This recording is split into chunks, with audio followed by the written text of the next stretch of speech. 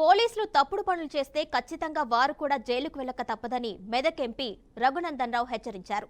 మెదక్లో ఇటీవల రెండు వర్గాల మధ్య జరిగిన ఘర్షణ నేపథ్యంలో మెదక్ సబ్ జైల్లో ఉన్న బీజేపీ నేతలను రఘునందన్ రావు పరామర్శించారు. ఏఎస్ఐను దూషించిన వారిపై చర్యలు ఎందుకు తీసుకోవడం లేదని మండిపడ్డారు. మెదక్ ఘటనలో నిర్లక్ష్యం వహించిన పోలీస్ అధికారులను వెంటనే సస్పెండ్ చేయాలని డిమాండ్ చేశారు. 14 మందిని తీసుకొచ్చి టౌన్ పోలీస్ స్టేషన్లో పెట్టడం సరికాదన్నారు. ఉర్దూలో ఫిర్యాదు చేస్తే కానిస్టేబుల్ దాన్ని తెలుగులోకి తర్జుమా చేశారా అని ప్రశ్నించారు. అరీఫ్ అనే వ్యక్తిని సాయంత్రంలోగా ప్రైవేట్ ఆసుపత్రి నుంచి డిశ్చార్జ్ చేసి రిమాండ్కు తరలించాలని రఘునందన్ రావు డిమాండ్ చేశారు. అంతకుముందు జరిగిన ఘటన గురించి ఎస్పీకి ఫిర్యాదు చేసిన ఆయన హిందువులకు ఓ నీతి, ముస్లింలకు మరో నీతిలా వ్యవహరించడం సరికాదన్నారు. ట్యాపింగ్లో కూడా మీలాగానే కొంతమంది బాగా ఉత్సాహపడ్డారు. యాడున్నారో గుర్తుపెట్టుకోర్రి.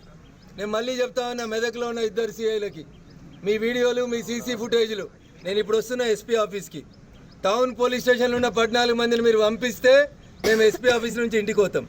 లేకపోతే టౌన్ పోలీస్ స్టేషన్కి వచ్చి ఇడిపించుకోమంటే బరాబర్ ఇడిపించుకొని పోతాం. ఏం కాదు, చట్టాన్ని చేతుల్లోకి తీసుకుంటారు, కేసులు అవుతాయి. ఈ కేసులకు భయపడ్డాడు కాదు రఘునందన్. మీ రంగనాథ్ గారికి కూడా చెప్తా ఉన్నా, ఐజీ గారికి. రంగనాథ్ గారు ఇంతకుముందే మీకు 1-2 సార్లు బీజేపీ వాళ్ళ చేతిలో శృంగభంగం అయింది. కరీంనగర్లో, వరంగల్లో ఎక్కువ ఉత్సాహం చూపెట్టారు మీరు. మేము ఎవరి గురించి, వ్యక్తుల గురించి మాట్లాడొద్దు అనుకుంటున్నాం, అయినా మీరు రెచ్చగొడతా ఉన్నారు. కాబట్టి ఒక్క లైన్ మాత్రం స్పష్టంగా చెప్పిపోతా, justice may be delayed, but మీరు మాత్రం ఖచ్చితంగా శిక్ష అనుభవిస్తారు. టెలిఫోన్ ట్యాపింగ్లో కూడా అప్పుడు పింక్ యూనిఫామ్ వేసుకున్న పోలీసు వాళ్ళు ఇట్లే చాలా ఎగిరేరు, మాకు ఎదురు లేదని ఎగిరినరు. ఇలా యాడున్నారు? శ్రీకృష్ణ జన్మస్థానంలో ఉన్నారు. మెదక్ పోలీస్ అధికారులకు కూడా చెప్తా ఉన్నా, తొందరపడి మీరు తప్పుడు పనులు చేస్తే ఖచ్చితంగా మీరు కూడా శ్రీకృష్ణ జన్మస్థానానికి వస్తారు.